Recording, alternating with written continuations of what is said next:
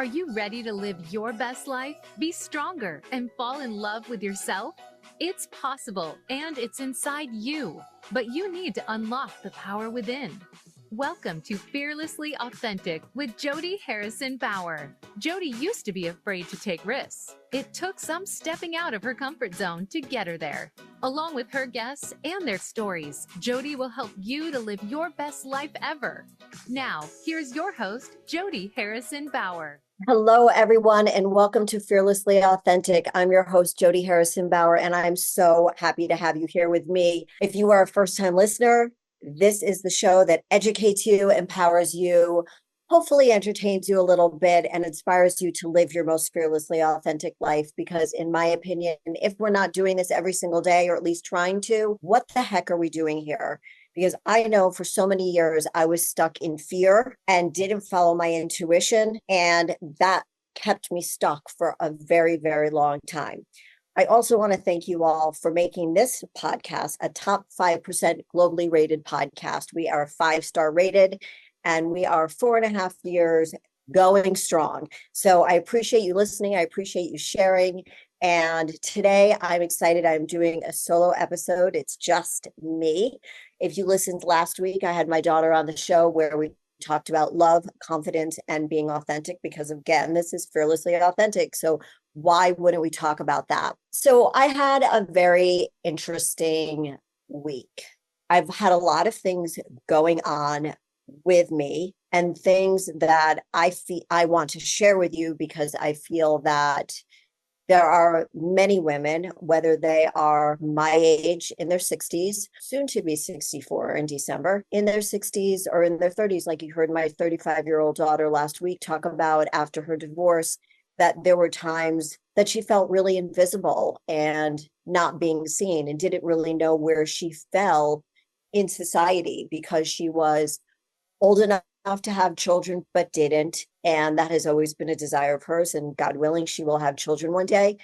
So I thought that was a really interesting perspective from her, because when I was her age I had 2 children already, and this isn't about comparing, this is just about the fact that I couldn't understand how a beautiful girl like my daughter could feel invisible, but she explained herself very well. So if you haven't listened to last week's show, go back and listen to it. It's really interesting. And we talk a little bit about dating, 60s and 30s and all in between, and love, authenticity, and again, confidence, because confidence has so much to do with the way we put ourselves out there. And that's what led me to talk about today's topic, because a lot has been going on in my life in the last 5-6 weeks, I think it is. I'm sharing this for the very first time here on the show. And what led me to share this today was because I've already gone through a lot of the thought process already. So I felt ready to share. I'm not saying that I'm 100% healed by any means,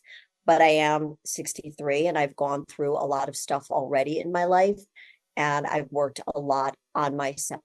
So if, as you are listening, wherever you are in life and whatever age you are, I am sure that you can relate. And I'm hoping that there are things you can take away from today's show, because as I said at the beginning, it's about educating and empowering you to live your most fearlessly authentic life. And that means that you're living in your power. So I decided to take a break from where I was living and try something new for a little while. My current situation was not really working for me anymore, and I didn't feel like I was thriving.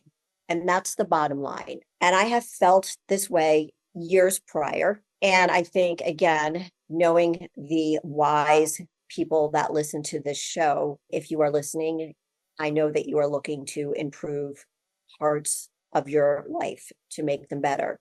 So I felt like I wasn't thriving. I was merely surviving in mediocrity. And I posted about this on Instagram, which is where I post most of my content. If you are following me, please follow me at Jody Harrison Bauer. And I spoke about whether or not we as women want to continue to survive in a mediocre life or thrive. And for me, and for the women that I've worked with, and I know that you guys are listening to me, you ladies, you men, you want to thrive. And it's not always so easy to say, wake up one day and say, I'm going to start thriving. I'm going to like pick myself up and I'm going to end this mediocre life. Sometimes it is that easy. And sometimes after you've been ruminating about it for days, months, weeks, years, you wake up one day and the light bulb just goes off and you're like, I'm done. That doesn't mean you're angry. That doesn't mean you're fed up. That just means that you want more in your life. And I love that for you.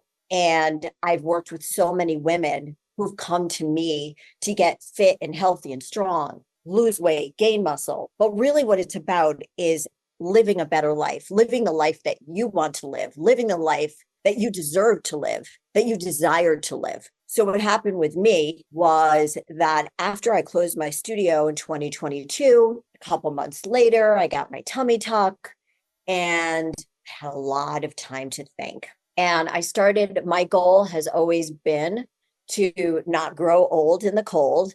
So I wanted to be someplace warm. And I told my husband that. And it was just one of those things. I kept talking to him about it and told him that I was going to do it.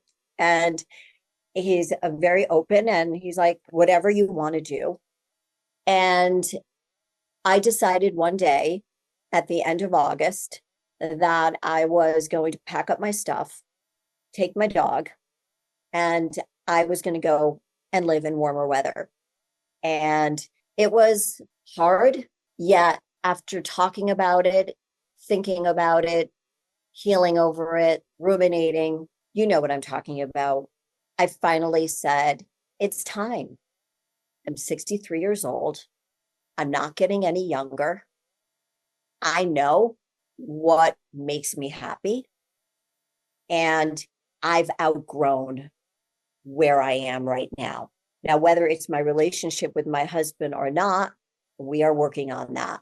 But it was a change of environment. And it's ironic because a couple of years ago, one of when I was, I'm always working on content, but when I was working on content for Instagram and I was working with somebody who was helping me create content, one of the things that was important to me to share on social was the fact that if you are living somewhere or in a job or in a relationship that no longer serves you, meaning, in my opinion, it's not helping you live the life that you desire. It's not educating you. It's not empowering you. You don't feel inspired. You're actually feeling like you're living a slow death. I don't mean to sound dramatic here, but I think you're all smart enough and you understand what I mean. I wasn't thriving. I was just surviving. So it was just one of those things that I woke up and I said, this is what I'm going to do. And I'm going to try it out and see where this takes me. So it's been a ride and it's been something that I've had a lot of time to think. And it's been interesting and fun. And I feel like I'm thriving now. And that's why I was able to talk about this today. Although my husband and I are definitely still together, we are working on things and only time will tell what happens. But at any age, and I think maybe a lot of women my age, especially who've been married for a very long time, feel like they need to stay in a relationship, whether it's because they feel they're too old to leave the relationship, who's going to want me, or you have children together. And even though they're grown ass kids, you still feel like you need to stay together for the kids. And at this point in your 60s, a lot of people have grandchildren and they want to be together for grandchildren. And maybe you and your significant other have just worked out a relationship that works for you. And that's really all that matters is, does the relationship work for you? Are you happy? What do you want to change? And it's not about the grass being greener elsewhere. It's about, where are you going to put yourself in order to be the best version of you? Let's put fear, let's put ego aside, because those are the things that stop us. How do we become fearlessly authentic? How do we say goodbye to all of those things that get in our way? The obstacle, right? The obstacle, the fears, the judgment, the ego. Or do we follow our intuition? And do we go to the place that we know in our heart of hearts is the best place for us, where we feel content, happy, joyful, invigorated, productive, that you are creating an environment for yourself where you can thrive. And I want you to hear me say this so loudly because I know that the things that used to stop me all the time was my fear of thinking of things that were way in the future that I didn't even know about. I was ruminating. I kept thinking about what if, but what if I did something now? I know that nothing changes if nothing changes.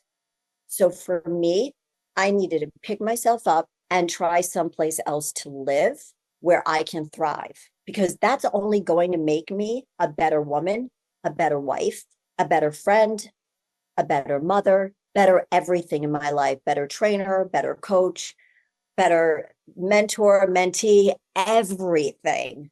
Because if we're in an environment that keeps us stuck, we are not going to move forward. Does that make sense?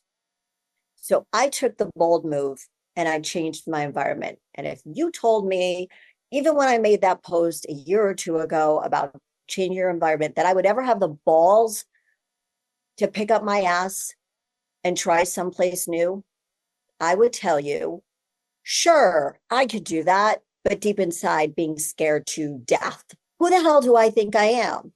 I would say to myself, I'm 63 years old. Like, chill out, Jody. And oftentimes I go to visit my dad where he was buried. And I would say to him, Daddy, I want to do this and I want to do that. And my dad would always say to me, when I remember even when I was like in high school and college, he would say, Jody, there ain't no moss. He didn't say the word ain't, but that's how he would say it to me. He goes, there ain't no moss growing under those feet. And I'd be like, what do you mean? He's like, you're like a damn Rolling Stone, Jody. You're never going to collect moss because you're always moving. And so many times when I would speak to him or ask the universe to guide me, and I'm going to talk more about the people in my life that are helping me get through this time in my life, because it's very important that when you do decide to change something in your life, like changing where you live, changing where you work, anything, changing a relationship, it's important to have the right people guiding you. And I remember so many times talking to my dad, talking to the universe and saying, but I want to do this, this, and this. And my dad would say to me, Jody, will you just sit still for a little while? Will you just sit still for a little while? And I'd say, okay, I'll sit still. And you know what? I know something about my dad. He was a great salesperson. He was a great inspiration for me. But one thing I do know about my dad, that he was fearful. So I think that when he saw me moving and grooving and going and doing all this stuff, he put his fear on me and said, sit still. So, and my mom was the opposite. She'd go, go, go, go. And so I remember talking to my dad again. This is going to his grave and talking to him at the cemetery. And he would tell me to sit still. And I did that. And I had great success sitting still, meaning I had my studio, I had my tribe, I had my community. And then I knew that the next wonderful opportunity for me after I closed my studio, that was the end of the chapter of me owning a studio. And I was good with that. There has to be the ends of chapters because new things come along.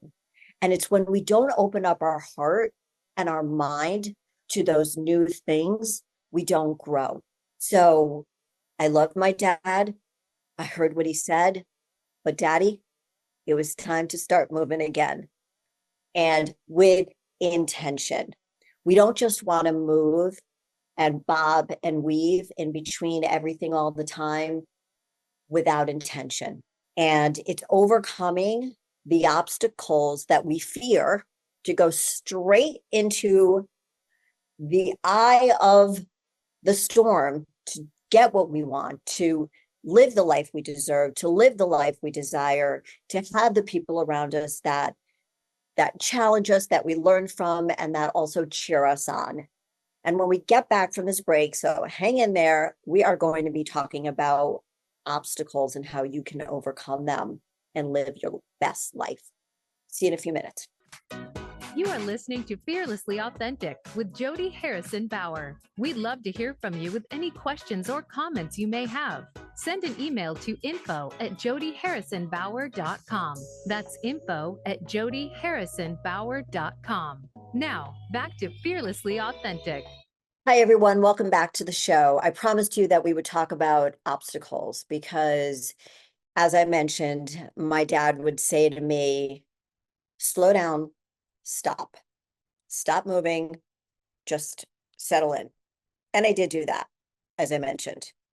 But then I wanted to do more. It's just in my personality. I like to live my life with purpose. And if you're listening to this show, you do too. And sometimes it's not always easy to find our purpose, but we will never know what our purpose is if we don't try new things. For me, it was always easy because I love fitness. I love helping people. It was a passion and a purpose. And I learned how to take my passion and my purpose and make it profitable. But that's not what today's show is about. This book by Ryan Holiday was suggested to me. It's called The Obstacle is the Way. If you haven't read it and you're enjoying the content of the show right now, and you have allowed obstacles that maybe you've even created in your mind that you think are fear, but it's more than that. Sometimes we have to stop and think about, I know I learned this when I went on my retreat in June, and I can't wait to start sharing retreats with you, that along the way, somehow in my late 50s, early 60s, I forgot how to love myself again. I was so worried at the end before I closed the studio about, will people be upset with me that I'm retiring? And I cared more about what people thought of me than I did about my own life. So here I am, 62 years old, worrying still about what other people think. That was an obstacle for me because the obstacle was distracting me from creating and producing new things to share with you or things that I've learned. Does that make sense? Our fears, our obstacles distract us from where we want to go. Sometimes we procrastinate rather than doing because either we don't know how to do something or we fear that if we do something, we might look foolish, we might fail. For me, closing my studio was something I was ready for. I had been training women for over 30 years and I was done. I was done. And I wanted to move on to other things. I wanted to be able to reach a more global audience. And the industry of fitness and health and wellness had changed. And it was time for me to evolve also. So as I mentioned before the break, I closed the studio, I had my tummy tuck and I had a lot of time to think about, what do I want next? Now, I know a lot of women in their 60s are like, I'm done. And I think that's great. If you know you're done, you're done. But if you're telling yourself you're done because the work seems too hard or there are too many obstacles in the way of getting to where you want to go, don't let that stop you. Don't let it stop you at all. I know there's so much more living in you that you can experience. So in this book, The Obstacle is the Way, it shows you how the obstacle right then and there is the thing that if you open up your eyes, you open up your brain, you open up your mind, you open up your heart to see what that obstacle is and what it means to you, you're going to go right by it. You're not going to let that obstacle in your way. And there's an example in the book about a boulder is put in front of a street, and the experiment was to see whether or not people would try to move the boulder to get to get to their destination, or would they turn around? Would they be literally detoured from it and not get to where they wanted to go? Their goal. They wanted to get to a restaurant. You want to be a speaker. You want to be on TV. And you look, there's the boulder, and you go, no, can't move it, can't get around it. I'm just going to turn around and leave. Until somebody came along and said, I am not going to let this obstacle get in the way, because the obstacle is the way. If I figure out how to move this boulder, I'm going to get closer to my goal. So for me, my obstacle was fear of judgment, was fear of the unknown, and fear of failure. And I allowed those things to stop me from doing a lot of things. I grew up in a home where it was either feast or famine. My dad was in sales, so either he was doing really well or he wasn't doing well at all. So it wasn't as if we didn't know whether or not there was going to be food on the table, but there were definitely times. So I grew up having not the healthiest relationship with money. So I allowed that scarcity mindset for so many years of my life to stop me from taking chances until I got divorced at 42 and I started taking chances. That was my big first step into feeling empowered, to feeling like I'm creating an environment where I can thrive and where my children can see me thrive. This isn't about me, but this is, as their mother, I want to be the best role model for them. And if they see me becoming a smaller version of myself, what kind of role model is that for them? So I used my love for my daughters to inspire me to always become the best version of myself. And I allowed that obstacle of fear, scarcity of money. How am I going to make more money? Da, da, da, going back and forth. I don't have enough money. I have money. And the whole relationship with money get to me for a long time until I figured it out. But then something else gets in the way, right? So I'll give you this example recently is that I thought the biggest obstacle for me in changing where I lived and trying something different out would be, if I take my dog, what is my husband going to say? Is he going to, quote unquote, let me take the dog? Is he going to argue with me about it? And the truth was, it was all in my head. There was no issue. I took the dog because I rescued her. She's my dog. And I ruminated over this and allowed it to put the fear in me to not leave my environment because I was worried that I was going to be stopped and not take my dog. But guess what? That obstacle never existed. The obstacle that I created in my mind was never there. And the obstacle was the way because I figured it out. So if you get a chance to read this book by Ryan Holiday, he will explain to you that every obstacle in your life is there to show you something, that you actually have the power to change anything in your life that you choose to. The obstacle is the way, because if we pay attention to the obstacles, then we can figure out how to move past them, like the man did with the boulder, to reach his goal. Everybody else turned around.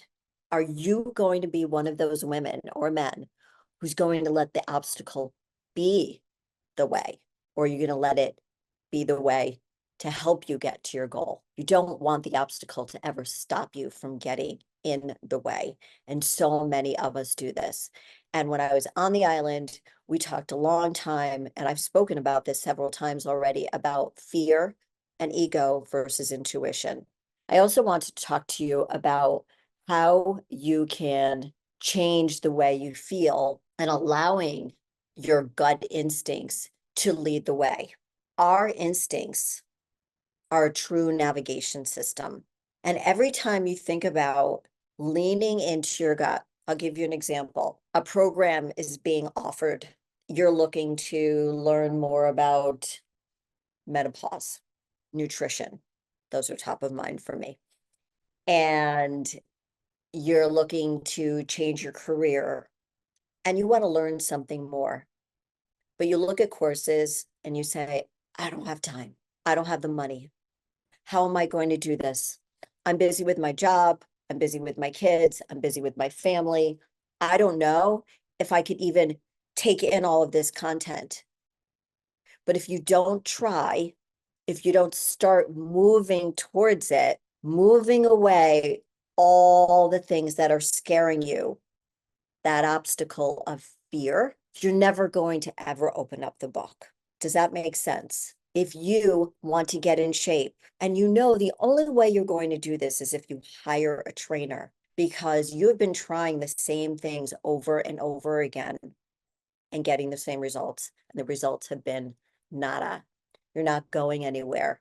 So what is it that's holding you back?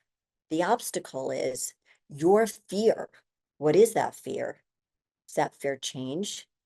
Let me tell you something. The fear of change is real. But what's really exciting is that change is happening for you, not to you.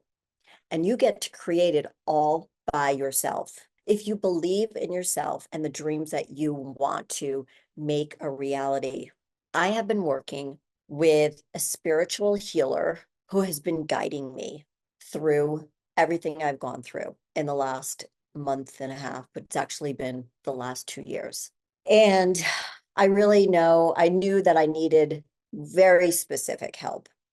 So I needed somebody, and I was lucky enough to meet her on the island to help me get spiritually grounded. This has nothing to do with religion. This has to do with believing in a higher power and believing that somebody is guiding me and guiding you. And when I got in the car and started driving, I don't even know how I did it. I don't know how I did it. I'm Jewish, and all I could think was, Jesus, take the wheel. I was guided.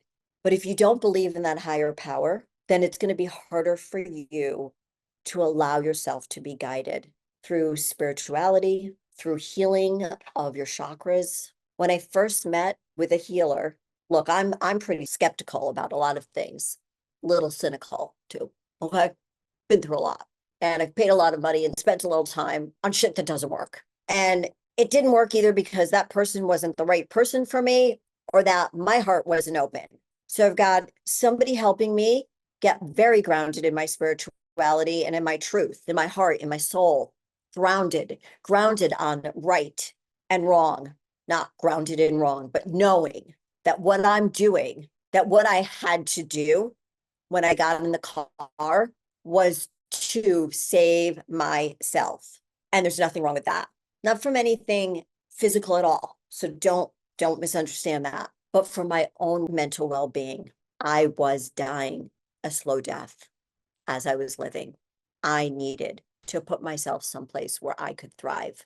So when I had this first moment, my first session with this healer, I was like, yeah, this isn't gonna work. But what the heck, Jody, just do it. I had an incredible physical reaction. And she said to me, in the next 5 or 6 days, some things in your life are going to change.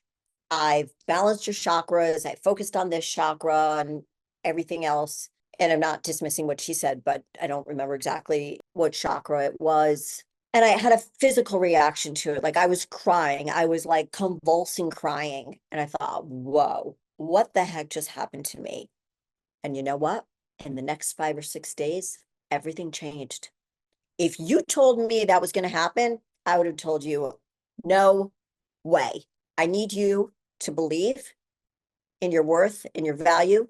If your self-esteem is unrecognizable, you can't find it, you can't see it, you can't find your confidence, I urge you, reach out to me. I'll give you the names of the women that I've been working with. You need to change your situation, and it's going to be scary. But what's waiting for you on the other side of fear is beautiful. I'm going to take my last quick break here. Hold on, I'll be back in a few minutes. You are listening to Fearlessly Authentic with Jody Harrison Bauer. We'd love to hear from you with any questions or comments you may have. Send an email to info@jodyharrisonbauer.com. That's info@jodyharrisonbauer.com. Now, back to Fearlessly Authentic. Welcome back, everyone. I want to leave you with a few tips on how you can take back control of your life and how you can feel stronger in the decisions that you make for yourself. Because sometimes we feel like we don't have control, but that's not true. You do have control over the life you lead. Now, you don't have control over what other people do, but you do have control over how you react to things. Easier said than done. I know. I had that little saying right in my mudroom when my daughters were growing up. We can't control what people do or say, but we can control how we respond or react to them. So step one, 6 steps for taking back your control. Strengthen your mind. What does that mean? What does that mean, Jody, strengthen your mind? I'm reading, I'm doing all those things. I would tell you to keep reading or think about reading other books. Read The Obstacle is the Way. Reach out to me, ask me what books I'm reading. I'm reading all kinds of books. What are you interested in? And what are your goals? In my opinion, if we're not learning, we're not living, we're not growing, right? We need to continuously expand at every age. We need to try new things. One of the most exhilarating things to me when I was on the retreat in June was that I went on a canoe ride. I went canoeing at night in the dark on this lit up canoe. We were supposed to be in silence, and instead the other girl and I just were like laughing out loud with such glee and happiness. And that is a huge highlight for me. And also riding a horse. I haven't been on a horse since I was like in 4th grade. But some of the things that you can do is learn how to set boundaries, journal, journal, journal. And I am one person, I'm just telling you this right now. I don't love to journal, but I've gotten into some type of practice, not consistently, but practicing journaling. And I realized that the reason I didn't like journaling is because right there on the paper are all my thoughts. And who wants to look at all their thoughts all the time? That's really hard. It's why when I ask my clients to write down the food they eat, so I can get an idea of like the foods they eat, how often they're eating, what they like to eat, so I can put together some type of plan for them, a food that they would like and how they would stay consistent to it. Because I can't write a meal plan for them if I don't even know what they like to eat. But even that's very hard. It's very, very hard. So think about finding a book that's important to you about self-improvement. What do you want to work on in yourself? Do you want to become certified as a yoga instructor? Do you want to learn how to walk dogs? Do you want to learn how to train dogs? I'm working on training my dog to walk better right now. And so that's top of mind here. But journaling is really important. A vision board. I was going to bed one night and I was laying in bed and all of a sudden I had this huge explosion of thoughts and I had to sit down. I took out my big piece of paper of poster board and wrote down my entire October content planning. What happened? Oh my God. It was just crazy. And just going back to the healing for a second, the healer is amazing because it brings out something inside of you that you don't know exists, or maybe you do, but it allows you to believe in it more. So think about a healer if you believe in that type of thing, and being grounded in spirituality if that's your thing also. But I will tell you that most people that are very successful in life, and I don't mean that from a financial standpoint at all, I just mean successful at life, living life to the fullest, happy, joyful, are usually grounded in some strong spiritual theories and feelings. So just throwing that out there. Number 2, staying physically active. I mean, you know that. That's what I was going to say anyway. If you don't know what to do, just get out there and start walking. If you can't walk or you have trouble walking, find a physical therapist that can help you, find a trainer, find a coach, find somebody who can help you start moving your body with ease. Rome wasn't built in a day. I hate saying that, but it's true. It's true, obviously. Rome wasn't built in a day. Baby steps, baby steps. But if you want to learn how to move your body physically without injury, hire an expert. I went on a rant today earlier with a friend. Nothing drives me more crazy than when I hear about women who are going through menopause and they go on these crash diets.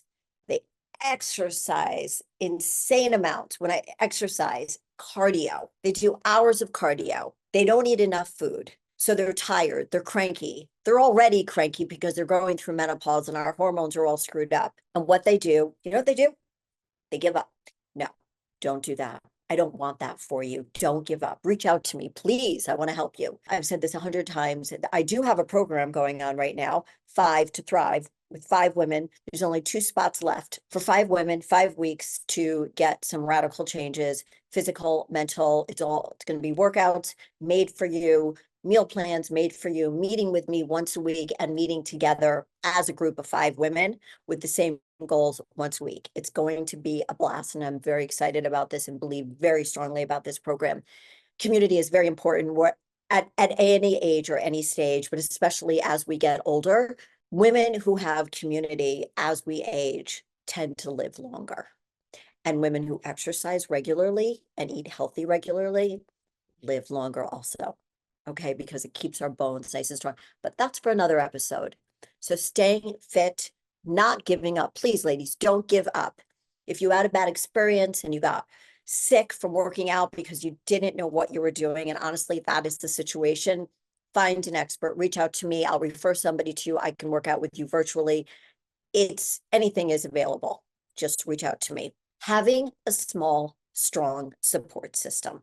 And that's what I built. My friends are just a few women. My support system, my healer, my spiritual mentor, my therapist of almost 20 years, they are helping me every single day to rise up, to be strong, and to have faith. And without this community of women, there is one man in there who doesn't even know that he's helping me through all of this, but he's been a guiding light. And I would not, it would be very hard to get where I am right now.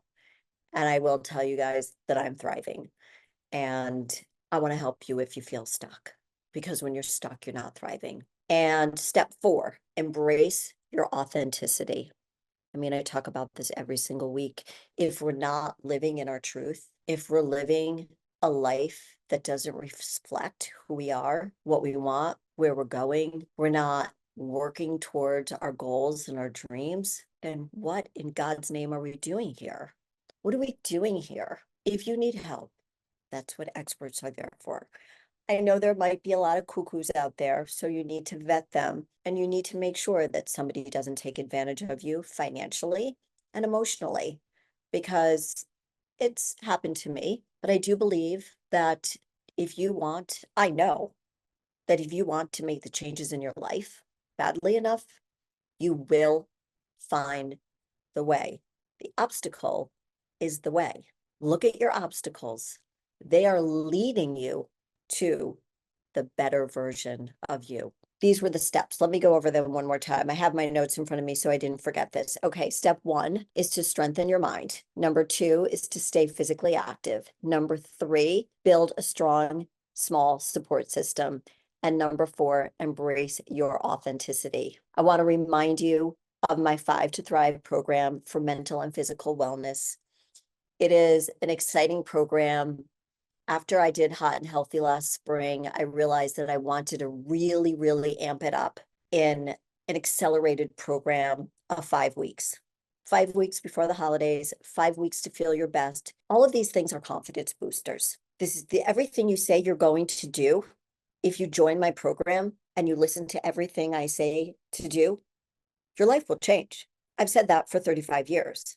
If you listen to what I tell you to do, your life will change. You will feel different in your mind. You will feel different in your body.